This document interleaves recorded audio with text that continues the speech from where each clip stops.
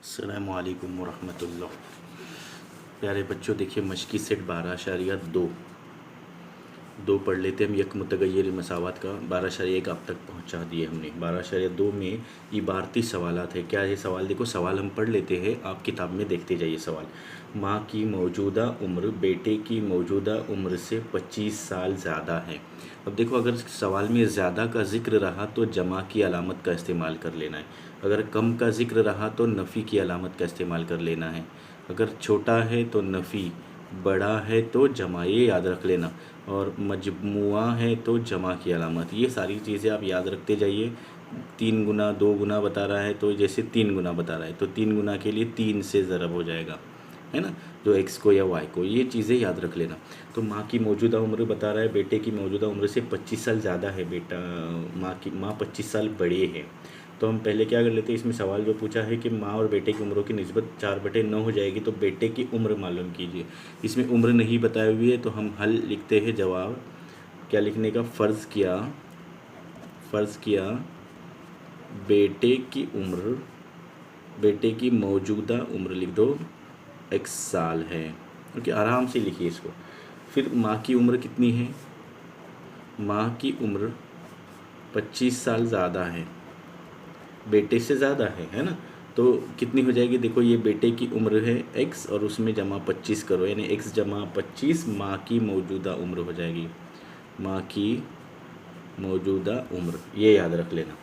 8 साल बाद, बाद में बता रहा है कि 8 साल बाद, यानी जमा की अलामत, बाद आया तो जमा की अलामत, ये याद रख लेना। 8 साल बाद, 8 साल बाद बेटे की उम्र,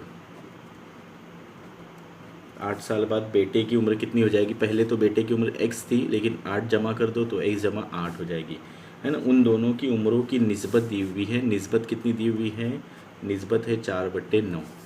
ओके, देख लो हम क्या कर लेते हैं। पहले क्या दिया हुआ है कि माँ की उम्र, माँ की मौजूदा उम्र x जमा 25 है ना। और 8 साल बाद, 8 साल बाद माँ की उम्र कितनी हो जाएगी, यानी दोनों में हमको क्या कर लेना है, जमा कर लेना है। पहले लिखते हम यहाँ पर, देखो बेटे की उम्र, बेटे की उम्र बटे माँ की उम्र बराबर बताया हुआ है 4/9। तो बेटे की उम्र यहाँ पर कितनी है, देखो बेटे की उम्र x साल है। 8 साल बाद बेटे की उम्र कितनी हो जाएगी, x जमा 8 लिख दो यहाँ पर, x जमा 8। तो माँ की उम्र, माँ की मौजूदा उम्र x जमा 25 है, लेकिन 8 साल बाद कितनी हो जाएगी, यानी x जमा 25 लिख दो और जमा 8 कर दो। ओके, क्या कर रहे हैं हम, ये 8 साल बाद माँ की उम्र भी बढ़ जाएगी और बच्चे की उम्र भी बढ़ जाएगी, बराबर 4/9। यानी इसको अगर हम हल कर लेते हैं तो क्या आ जाएगा, देखो x जमा 8 बटे x जमा 33 आ जाएगा। 25 और 8 कितना होता है, 33, बराबर 4/9। ओके, अब इसको हल कर दो। इसको कैसा हल कर देंगे, तिरछी ज़रब कर दो, है ना। यहाँ पर लिख लेते हैं हम, x जमा 8 को 9 से ज़रब, बराबर ये 4 आ जाएगा, x जमा 33। तो 9 से x को ज़रब कर दो, 9x जमा 8 9 72, बराबर 4 ज़रब x कितना होता है, 4x जमा, ये देखो इसका ज़रब कर देंगे, 4 तिये 12, हसील 1, 4 तिये 12 और 1 13, 132। अब हम कैसे हल करते हैं इसको, x वाले आदात को अलग कर दो। 9x नफ़ी 4x, ये इधर आएगा तो नफ़ी हो जाएगा। 132 जमा 72 है, इधर जाकर नफ़ी 72 हो जाएगा, है ना। फिर क्या हो जाएगा, देखो इसमें हम यहाँ पर ही हल कर लेते हैं, थोड़ा आगे इसी को यहाँ पर हल कर लेते हैं। देखो कैसा आ जाएगा, फिर यहाँ पर ये 9 में से 4 गया कितना रहता है, 5x, और 132 में से 72 गए कितना रहेगा, 132 में से 72 गए, 2 में से 2 गए 0, और 13 में से 7 गए 6, यानी 60 आ गया। तो x बराबर 60/5। फिर कैसा हल करेंगे, 5 का 5 एक रहता है, 5 दूनी 10, x बराबर 12। सवाल में भी पूछा है बेटे की उम्र, यहाँ पर फ़र्ज़ किए थे हमने x की कीमत कितनी है, ये 12, यानी लिख दो जवाब बेटे की उम्र 12 साल है। ओके, चलो देख लेते हैं दूसरा सवाल इसका। ओके, दूसरे सवाल में क्या है, देखो सवाल, एक कसर का नसबनुमा ऐसे दिया हुआ है। आधा सवाल लिख लेते हैं हम, आप बाकी का लिख लो। एक कसर का नसबनुमा, उसके शुमार कुनिंदा से 12 ज़्यादा है। ज़्यादा के लिए हमने क्या बताया था, जमा की अलामत आती है। यानी हम लिखेंगे यहाँ पर कि फ़र्ज़ किया कसर का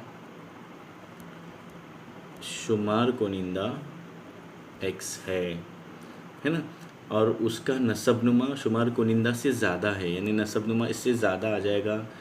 नसबनुमा यानी ये लकीर के नीचे जो लिखा जाएगा वो, तो x जमा कितना आ जाएगा, 12 ज़्यादा बोल रहे हैं, यानी x जमा 12, ये शुमार कुनिंदा है, ये नसबनुमा है, 12 ज़्यादा हो जाएगा। अब वो ये कसर कैसी हो जाएगी, फिर देखो वो कसर x बटे x जमा 12 हो जाएगी, क्योंकि ये ऐसे बनेगी ना, शुमार कुनिंदा है ये, उससे ज़्यादा x जमा 12 है।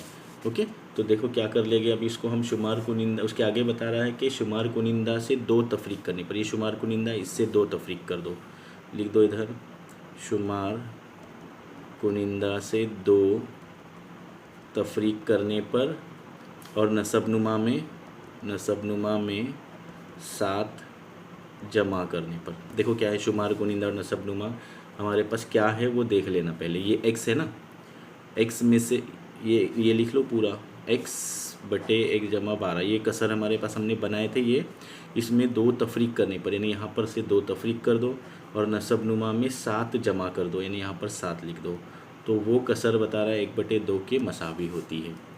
x नफ़ी 2 लिख दो, x नफ़ी 2 बटे ये 12 और 7 कितना होता है, 19 होता है, यानी x जमा 19 बराबर 1/2। अब तिरछी ज़रब कर दो ऐसे और ऐसे, x नफ़ी 2 ज़रब 2, इधर लिख लेते हैं हम, x नफ़ी 2 ज़रब ये 2 बराबर x जमा 1, x जमा 19 ज़रब 1, यानी 1 ही जवाब आने वाला है। ओके, अब इसको कॉस को खोल दो, 2 ज़रब x कितना होता है, 2x नफ़ी 2 ज़रब 2 कितना होता है, 2 दूनी 4, ये 1 जमा 19, इधर क्यों नहीं अदद है, क्योंकि यहाँ पर 1 दिया हुआ है ना, इसलिए।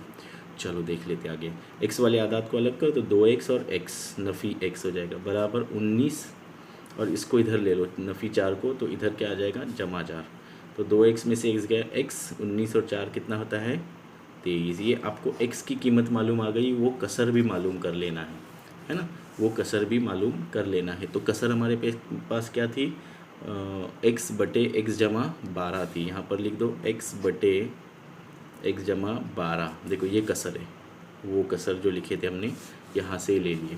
अब x की कीमत कितनी है, 23, तो यहाँ पर कितना रखेंगे, 23 बटे इधर भी 23 जमा ये 12, कितना हो जाएगा ये, 23 बटे 12 और 23 की जमा कर दो, 3 और 2 5, 35, ये रहा आपका में जवाब रहेगा। ओके, चलो देख लेते हैं तीसरा क्वेश्चन। जी देखिए सवाल नंबर 3, 13.7 तांबा और जस्त की निस्बत बता रहा है पीतल में। हाँ, किस में है ये, पीतल में। देखो पीतल एक मखलूत धातु है, दोनों को मिलाकर बता रहे हैं, मिलाकर यानी जमा, तो 13 और 7 को हम फ़र्ज़ कर लेते हैं यकसा ज़ौफ़ दोनों का x है ना, यकसा ज़ौफ़ कितना है, x है, इसलिए तांबे का वज़न 13x, यानी ये दो धातुओं को जब अलग अलग करते हैं ना, तो ये x लगा देंगे, इधर भी x लगा देंगे, ताकि निस्बत में हो तो उसको अलग करते हैं, 13x और जस्ट 7x हो जाएगा। तो दोनों की जमा कर दो बेटा, कितना आ जाएगा, 13x और ये 7x, कितना बता रहा है, 700 ग्राम है। हो गया जवाब, अभी आ गया, समझ लेना आपका। तो कितना आ जाएगा, देखो 13 और 7 कितना आता है, 20x बराबर 700, तो x बराबर 700 बटे 20, यानी ये 20 है वो इधर आ जाएगा, ये 700 ऊपर, सिफर सिफर कैंसिल, 2 3 अच्छे, हासिल 1 रहता है, 2 पंजे 10, यानी x की कीमत हमारे पास कितनी आई है, x बराबर 35। हमने यकसा ज़ौफ़ फ़र्ज़ किए थे। अब हमको मालूम क्या कर लेना है, इसमें जस्त की मिकदार, हमारे पास ये तांबा है और ये जस्त है, तो दोनों भी मालूम कर दो या एक ही मालूम कर दो। जैसे अगर हम 13x मालूम कर लेते हैं, उसमें ये जो दिया हुआ है ना 13x और दूसरा दिया हुआ है 7x, दोनों भी रख दो। चलो 13 ज़रब x की कीमत कितनी है, 35, यहाँ पर 35 लिख दो। ओके, फिर इधर 7 ज़रब x की कीमत कितनी आई है, 35, दोनों की ज़रब कर दो और कितना आता है वो देखो, ये यहाँ पर कितना आएगा, 7 पंजे 35, 3 7 21 22 23 24, 245 ग्राम, ये क्या आ जाएगा, ये जस्त का वज़न है, जस्त का वज़न है। और इन दोनों की 13 पच्चे 65, हासिल 6, 13 3 39, 40 41 42 43 44 45, 455 है ना। ये दोनों को मिलाकर कितना आना चाहिए बता रहा है, 700 आना चाहिए। तो इन दोनों को मिलाकर 700 वेरीफाई कर सकते हैं, आप तस्दीक कर सकते हैं। 455 में 245 मिला लो, 5 और 5 कितना होता है 10, 5 और 4 9 और 1 10, 4 और 2 6 और 1 7, देखो 700 जवाब आ गया। यानी 700 में जस्ट कितना है हमारे पास 245 है और 400, ये तस्दीक नामा है, ये करने की ज़रूरत नहीं है आपको। ये क्या है 455 आपका, ये जस्ट हो गया ना, तो ये क्या रहेगा तांबा रहेगा। ओके, तो वीडियो पसंद आ गया होगा तो लाइक कीजिए, शेयर कीजिए और सब्सक्राइब